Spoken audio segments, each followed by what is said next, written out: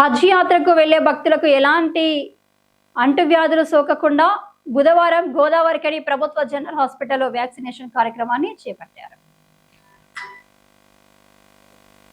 తెలంగాణ రాష్ట్ర minority welfare department and Telangana state Haj committee సంయుక్త ఆధ్వర్యంలో చేపట్టిన ఈ కార్యక్రమానికి మేయర్ మహంకాళి స్వామి ముఖ్య అతిథిగా హాజరై మాట్లాడారు.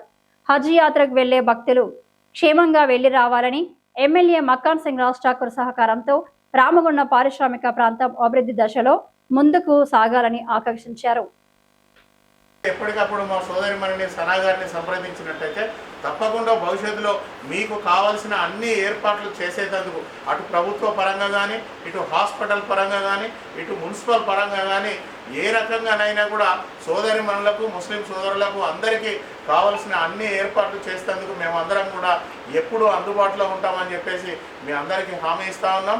ఎవరెవరైతే ఇక్కడి నుంచి హాజ్ యాత్రకు వెళ్తా ఉన్నారో వాళ్ళందరూ కూడా సుఖంగా సంతోషంగా వెళ్ళి మళ్ళీ గోదావరికనికి అదే సంతోషంతో తిరిగి రావాలి.